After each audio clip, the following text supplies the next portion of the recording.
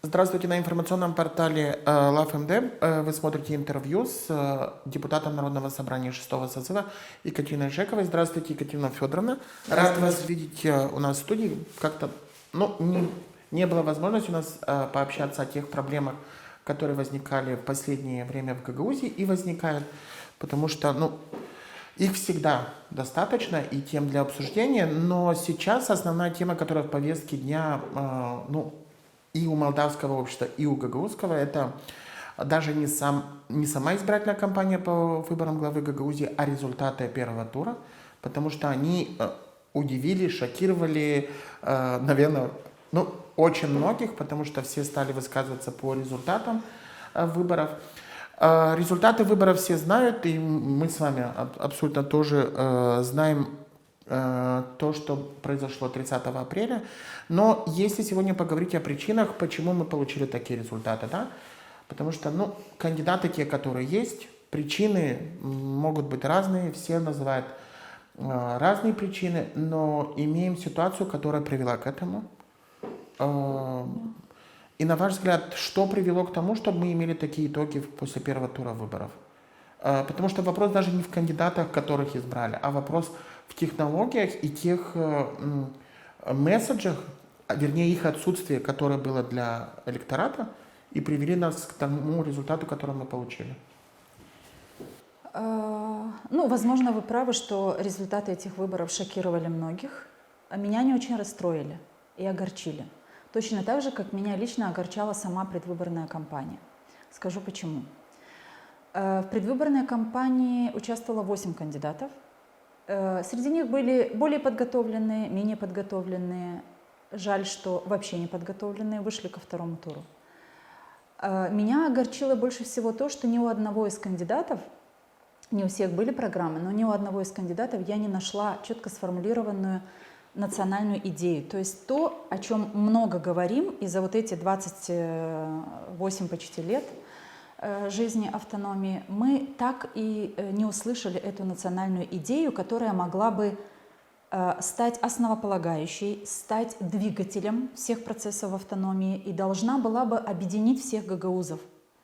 Точно так же должна была бы объединить всех гагаузов, как тогда, в 90-е годы, сама идея создания гагаузской автономии объединила всех жителей гагаузской автономии, и тогда четко было требование перед Кишиневым, что хочет регион с компактным проживанием гагаузов. Вот я ожидала, что эта национальная идея появится как минимум у 2 кандидатов, которые, на мой взгляд, уже работали башканами. И у них богатый послужной список работы на разных других публичных должностях. Это образованные люди, которые умеют анализировать, умеют понимать. И я думала, что они точно заявят, сформулируют эту национальную идею и вокруг нее построят свои программы. Первым разочарованием стало то, что у этих кандидатов не было в программе чего-то точного. Все программы тех кандидатов, которые были представлены, они были точно такими же, как я не знаю, как если бы кто-то там совершенно без какой-то особой подготовки, понимания, знания и анализа ситуаций, в которых сейчас проживает автономия, написал бы: построим это, сохраним такие программы, сделаем это, выплатим пособие, не знаю что. Эти выборы башкана нуждались в другом. И кандидаты это не прочувствовали. Меня это разочаровало. Что же касается самих результатов, вы знаете, мы с вами перед передачей говорили о том, что выборные кампании предполагают проведение каких-то опросов. И, конечно, каждый кандидат, мы знаем, что были такие кандидаты, которые за неделю до первого тура говорили, что они уже во втором туре, что у них 100% там победа у кого-то была с первого тура вообще.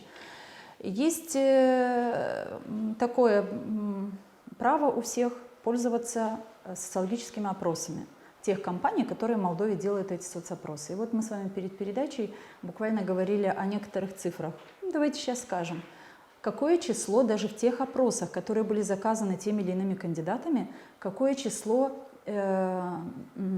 людей было тех, которые не определились. Ну, разные опросы, но давайте говорить, что это от 22% до 38-40% из разных опросов. То Вот есть, видите, от 22 до 48. Это, Виталий, процент людей, которые очень настороженно смотрят на эти выборы, правильно? Так как эти опросы были до выборов, мы не могли знать, выйдут они на выборы или не выйдут.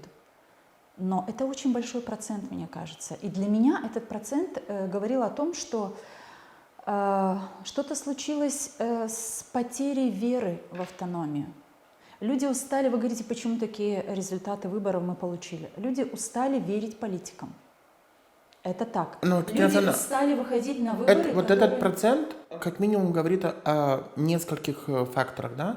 Первый это то, что вы говорите, что эти люди перестали верить в возможность, ну, функциональности гагаузской автономии и в том, что стоит ли ходить и верить политикам, потому что ничего не изменится. Второе, эти люди могли просто не видеть из 8 конкурентов кого-то достойного для них или предполагаемого, ну, который они могли бы отдать свои предпочтения. В любом случае, это достаточно тревожные оба пункта, потому что по факту, по результатам выборов мы и очевидно увидели, что эти люди, по сути, и не вышли на выборы. Ну, вот я как раз об этом хотела сказать, что, на мой взгляд, я согласна с этим вашим утверждением. Возможно, эти люди и не вышли на выборы. Я отношусь к категории тех людей, которые всегда участвуют во всех выборах. И, конечно, у каждого есть право избрать из того состава кандидатов, которые есть. Не сказать, что был хороший выбор, но какой был? Кто-то, если чувствовал в себе силы быть кандидатом, надо было выдвигаться и тогда заявлять. Но обидно от чего, Виталий, что за столько лет жизни автономии истощилась вот эта Гагаузия настолько, что даже Башкана не из кого выбирать. Вы понимаете, но что-то случилось вообще с автономией. Дело же не про то, насколько кандидаты подготовлены, не подготовлены, и это тоже имеет значение. Об этом, может быть, тоже будем сегодня говорить. Но инсан инанмы автономии. Ben diyor 40% değilsin sen ya. Hani onunla bilmiyorlar çıkmamı, голосовать etmemi, onunla bulmadılar bu 8 kandidatın arasında o kandidatı hangisi aynı kolaylıkla vardınca onların sesini versinler de bilsinler hani bu Gagauzya kabul edecek islah bir yönderci. Bana geliyor hani yıprandı, onu Gagauzi'yi yıprattı değil insanlar. Gagauzi'yi yıprattı politikacılar, angları çıkardılar insanın yönüne. De yıllarla söylediler yalan. Bu yalanları pek çok söyledi. Partiyalarda, hani geliyorlar buraya Kişinev'den, da sadece burada toplayla bereketi. Onlar geliyorlar buraya sadece bereketi toplama, insanların sesini sayma. Hiçbir partiya burada yapmadı diye onu niye adadı? Bizim insan yapmayı, kantarlamayı. Çıktıysa da önümüze bir politikacı. Adadıysa da hani ben yapacağım bunu. 11 zavod geleceği de Rusya'dan. Başkan bunu adadı, yapmadı. Adadılar hani yapacaklar aeroport. Olmadı aeroport. Bu başkan yapmadı aeroportu. Şimdi bir kandidat adayan yapacak bize aeroport. Şimdi o kandidata da inanıyorlar da gene insan veriyor sesini. Ama o 40%'ten ziyade insan ona inanmıyorlar. Bu hepsinden kötü bir çancaz. Hangisi hani bize ses eder, ona hani yıprattılar Gagauzi'yi. Yıprattılar, bitirdiler. Соответственно, если посмотреть на выборы 2019 года главы Гагаузии, ну, давайте скажем, что там список конкурентов на должность Башкана была не гуще, чем в этот раз. 19-й? В 19-м, да. Мы помним, ну, это была Ирина Федоровна, которая получила 92%, да, в котором тоже есть много вопросов. Господин Чимпаеш был, и, по-моему, господин Манол или господин Бургуджи. В общем-то, ну, вот какой-то такой список был. И, по сути, как бы у Ирины Федоровны вообще как бы и не было конкурентов. Но тогда как бы никто не говорил о том, что существует проблема на выборах. И очень вот я к чему, что это не первая избирательная кампания, когда люди, по сути, должны быть разочарованы тем, что у них нет выбора. Но меня интересует другая деталь, и хочу как бы поделиться с ней и с вами, и, может быть, у вас тоже будут какие-то мысли. Это количество людей в списках избирателей, да, потому что эти вещи очень взаимосвязаны о том, что мы говорим 40% неопределившихся. 19 год вернусь к тем же выборам. 109 тысяч людей в списках избирателей. Сейчас, после того, как Башкан не подписала закон о снижении явки, потом странным образом в списках стало 92, с лишним тысячи избирателей. Уменьшилось. А количество уменьшилось. То есть за 4 года из списков пропало 17 тысяч, да, если я там математически правильно считаю. И у меня возник вопрос к тому, я не против того, что списки проревизировали, и чтобы выборы состоялись, не тратить публичные деньги, допустим, там, впустую. Но задаешься вопросом, а куда делать 17 тысяч людей в Гагаузии? Это больше, чем определенный населенный пункт, чем Кангаз, или что? Это примерно население всего города Вулканешты. Интересно, а куда? Да, то есть вымерло весь город Вулканешты, или подобный населенный пункт, или эти люди выехали. Притом нас же кормили с тем, что у нас была хорошая жизнь. Глава региона ездит по республике и всем представляет, что в Гагаузии все эти годы был рай. Не кроется ли в этом вот это разочарование людей? Потому что по факту у нас ничего не поменялось, а ситуация стала хуже, чем она была 4 года назад, хуже, чем была 8 лет назад. И теперь мы уже пожинаем плоды вот подобной политики, и в том числе и это есть и результат этой избирательной кампании. Но, Виталий, наверное, в этом кроется вранье, которое было тогда, в 2019 году, потому что 92% не было, это было очевидно. И подтверждением этому для меня, что не было тогда 92%, для меня служит показатель одного из кандидатов, который выбыл после первого тура, за которого фактически агитировала или который получил поддержку региональной власти в лице исполнительного комитета Башкана, как минимум, и председателя Народного собрания Гагаузии. Да? Так вот, 92% не было тогда, в 2019 году, потому что этот кандидат сейчас получил сколько процентов?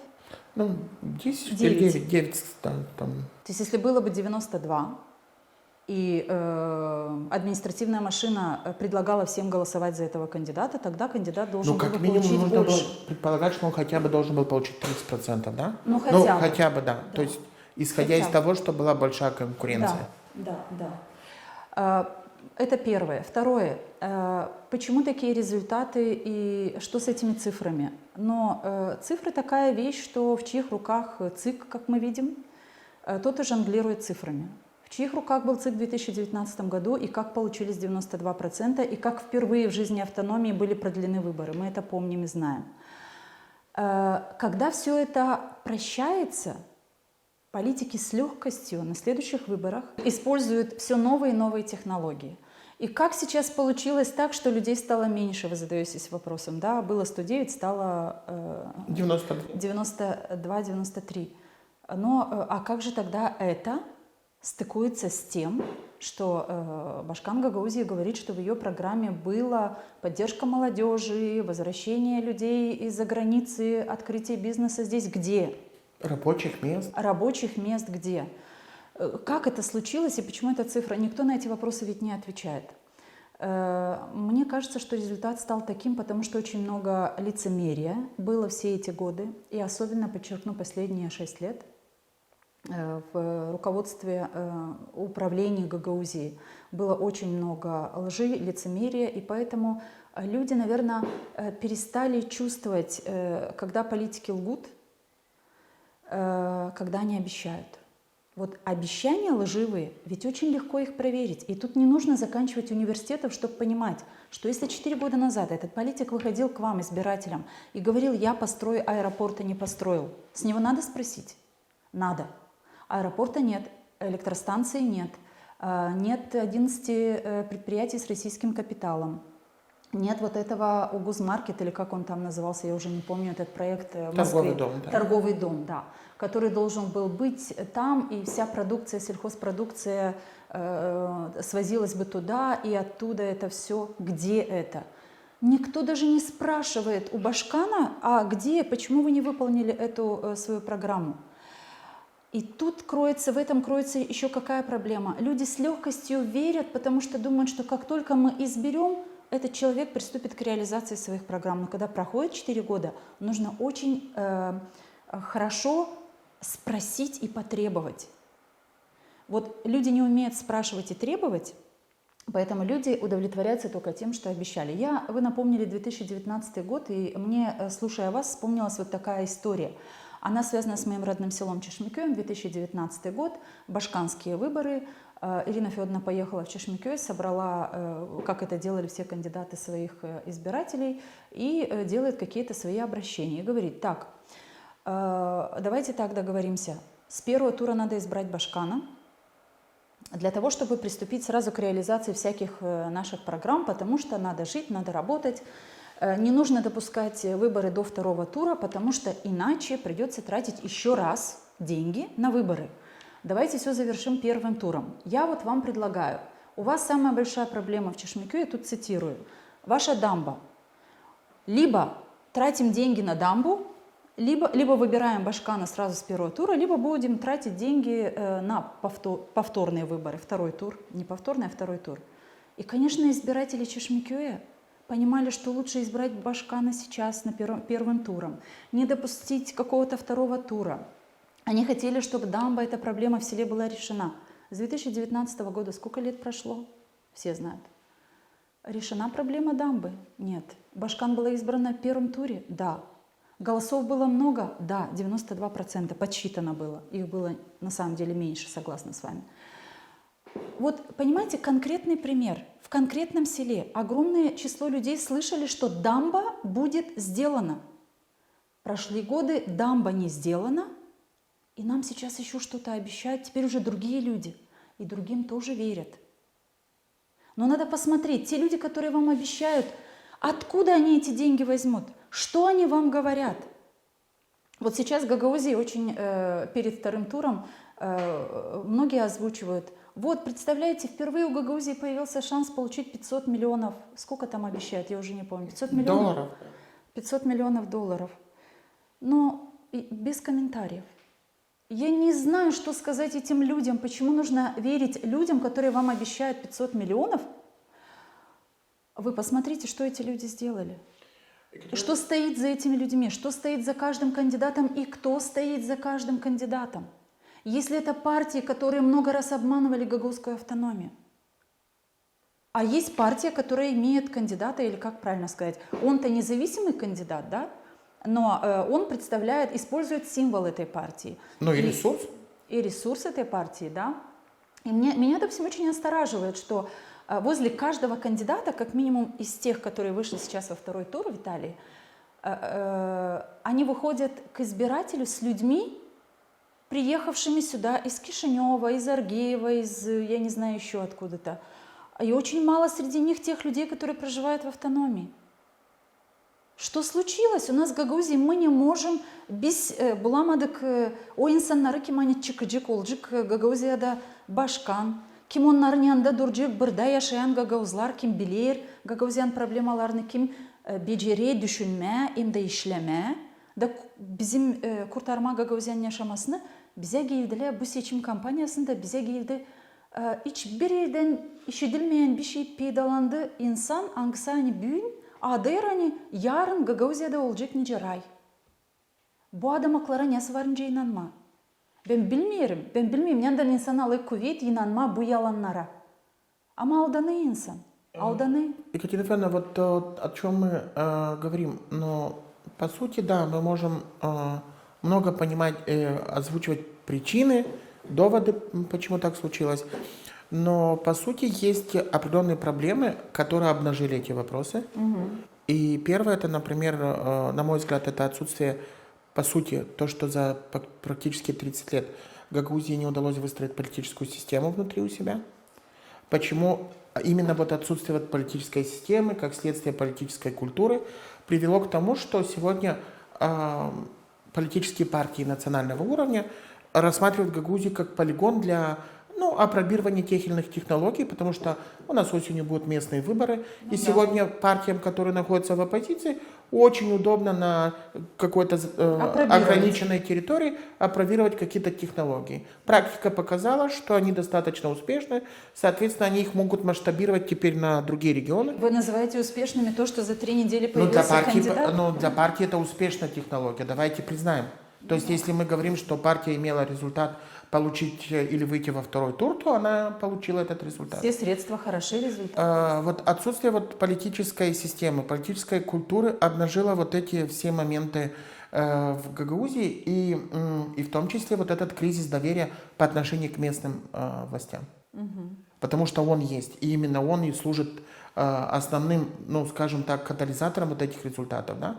Потому что уже люди не верят особо в народное собрание, люди не верят башкам, и мы видим вот эти проблемы, и не созрела ли ситуация к тому, что сегодня нужно говорить о реформе политической системы в Гагаузии, потому что, может, нам не нужен башкан в той форме, как мы его избираем, потому что по факту мы избираем вроде бы главу региона политическую фигуру, а смысл этой должности наполнил больше функциями исполнительной власти, в том числе и влияние на бюджетные процессы, что мы видим перекосы, что та примария нравится, та не нравится. Но мы этому попытались поставить заслон законом о капитальных инвестициях и лишили исполнительную власть вот этого рычага влияния. До тех пор, пока в Народном собрании были депутаты, которые могли об этом заявлять. Потому что только как поменялось большинство в Народном собрании, исполком нашел смысл, как обойти этот закон и определить список из 16 школ. Да, ну, сейчас мы вдаемся и обойти закон о капитальных инвестициях. Смотрите, но если лицемерная и лживая власть, которая использует законы Народного собрания Гагаузии, инициированные и принятые Народным собранием Гагаузии, и преподносит это как свой успех, и говорит, что вот благодаря мне в Гагаузии все сделано, но это плохо. Это говорит о том, что Гагаузию используют. И используют даже те люди, которые в кавычках получили 92%. И использовали все годы. И пытаются использовать и дальше для того, чтобы переехать, правильно я скажу, переехать теперь в национальную политику. То есть тогда, когда нет ответственности у избранных лиц перед народом, а ответственность избранных лиц перед народом определяется в первую очередь выполнением их обещаний. Согласитесь, для меня это так.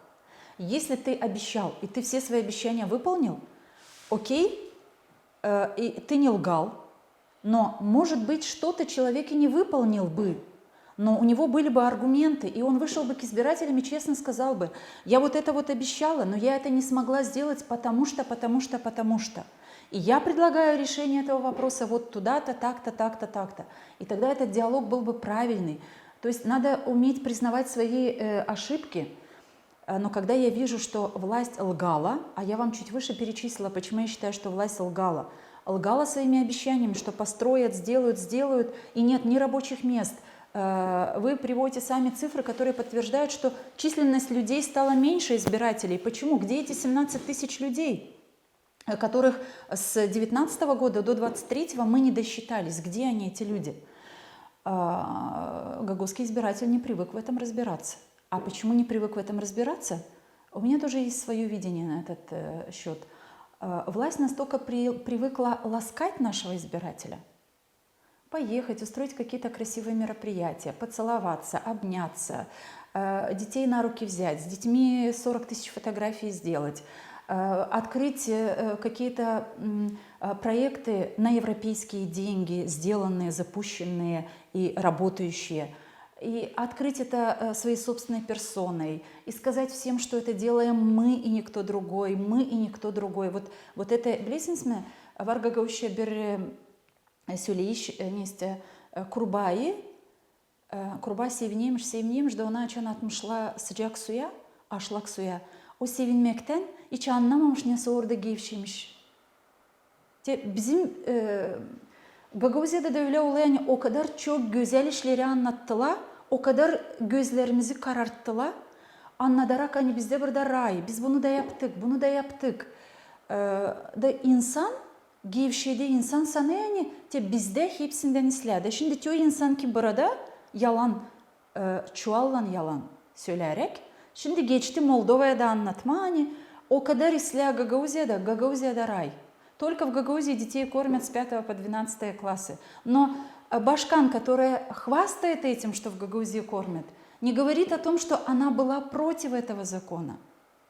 Ее исполком был против этого закона, и депутаты Народного собрания Гагаузии 6-го созыва, 27 человек, вопреки желанию исполнительного комитета, приняли этот закон. И поэтому дети с 5 по 12 классы в Гагаузии получают горячее питание благодаря депутатам Народного собрания Гагаузии. Я почему этот пример привела, его уже много раз многие депутаты приводили, я его для того привела, Виталий, чтобы здесь, в этой студии, с этой студии жителям Гагаузии сказать о том, что присматривайтесь, пожалуйста, к тому, кто что вам говорит и кто что делает. Потому что все начинается от лжи, все начинается от вот этого вранья. Люди привыкли вам врать, а вы привыкли доверять. И вот это рождает приход к власти людей, которые не способны ценить человека, не способны ответственно относиться к своим обязанностям. Так. Екатерина Федоровна, вот вы отметили очень интересную деталь. Вот последние каденции двух башканов, они были по 2 срока, да? То есть впервые было так, что два последних башкана работали 2 срока. И вот вы сказали о том, что нет отчета по тому, что обещали. А может ли быть этот отчет? Потому что, когда первый раз баллотируются, тогда понимают, что они должны высказать максимально много обещаний. Если в первой каденции еще что-то пытаются там изменить, сделать, то во второй все усилия идут на то только, чтобы удержаться у власти на 2-й срок.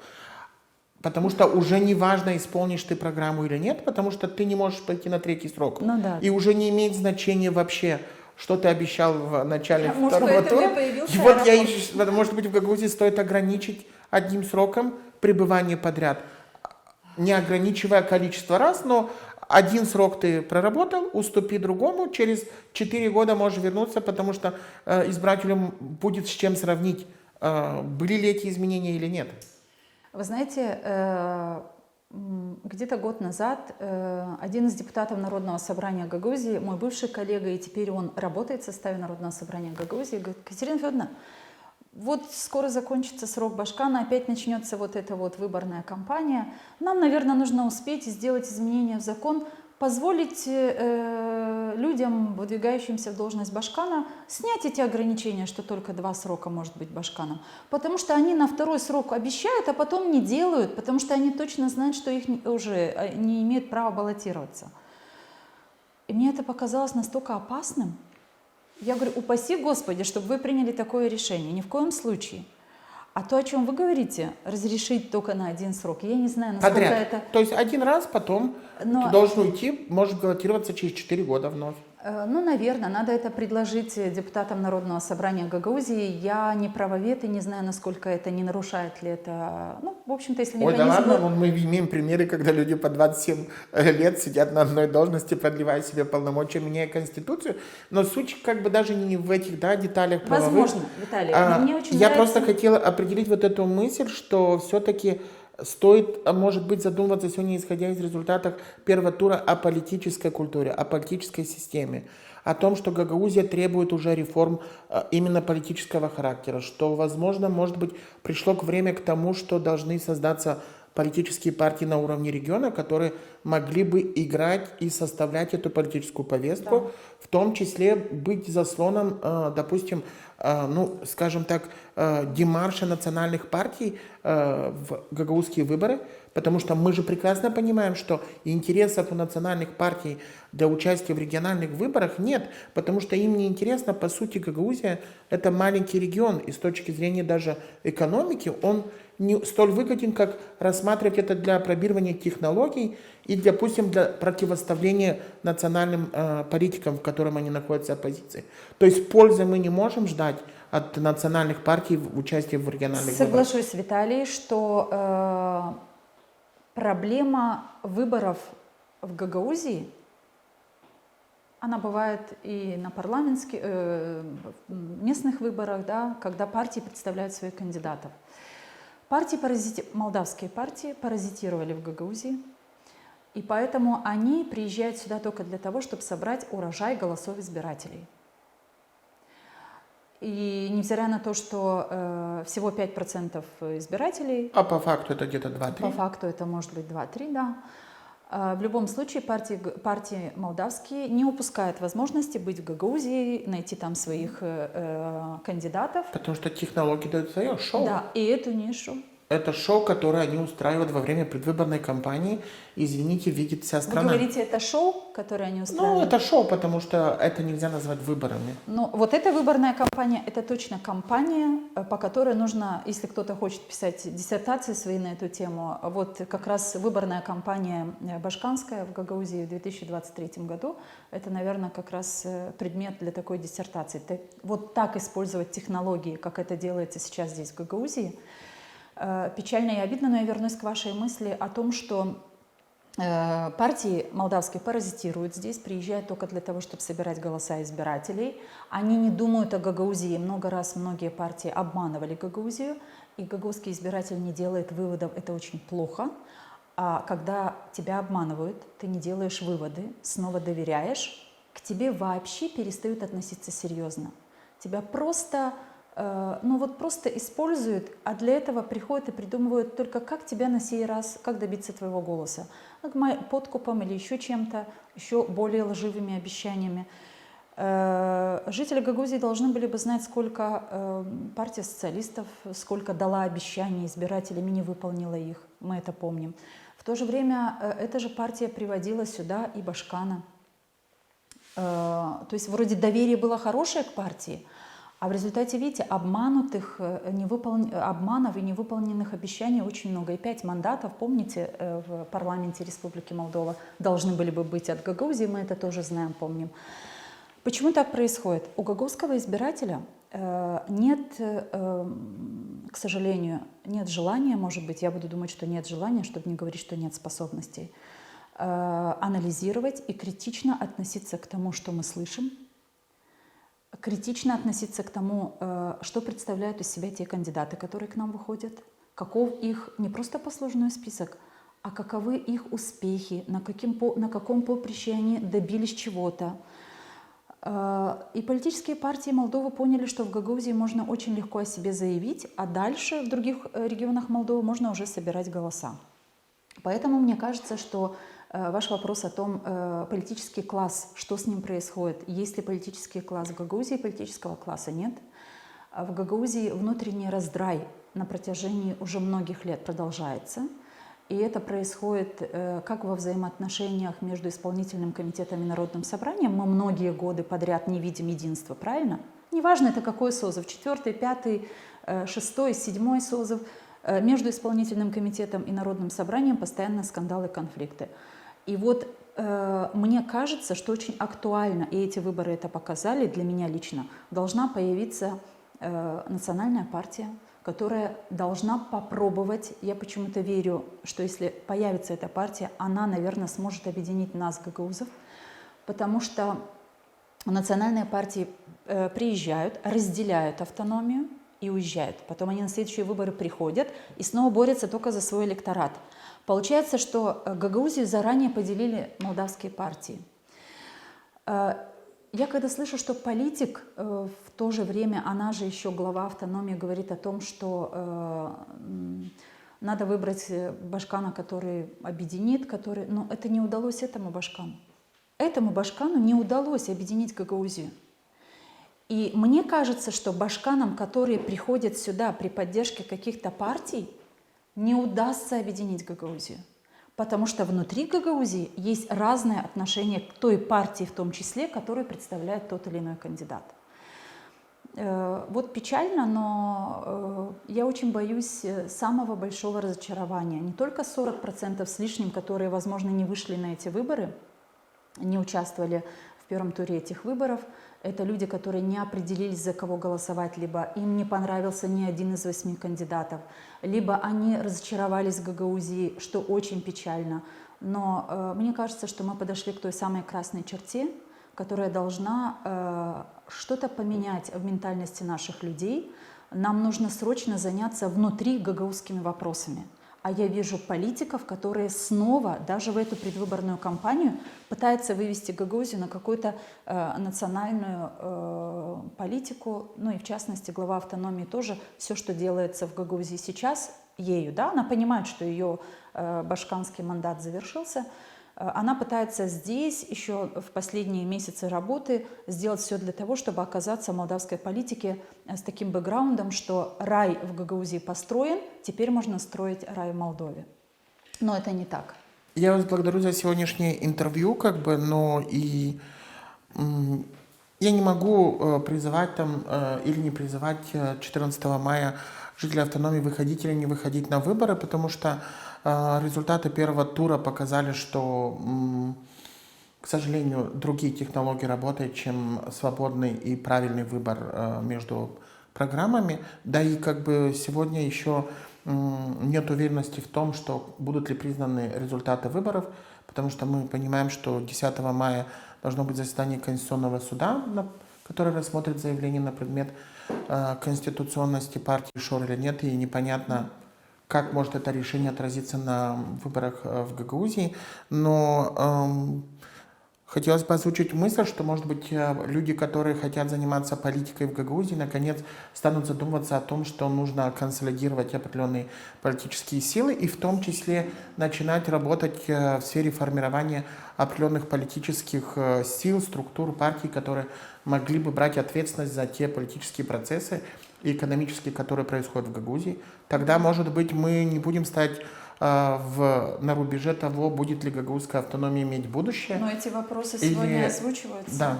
Или мы будем иметь последние выборы. Виталий, вы знаете, я хочу сказать одну мысль, если она... Мне очень обидно, что то, что сейчас проходит в эту предвыборную кампанию, именно все то, что проходило в этой предвыборной кампании, и то, что еще имеет место быть и сегодня, от первого тура ко второму туру, Söyleyeceğim Gagauzca kendi fikrimi anlasın. İsteğim ilkin beni ötüyor insanlar ki Gagauz, bu avtonomiyanın adı Gagauz yeri. Da ben isteyeyim Gagauz'la baksınlar. Niçin biz bırakırız bizi alsınlar gülmeye bu seçimlerde. Bana öyle geliyor yani bizi Gagauzlara alıyorlar gülmeye bu seçimlerde.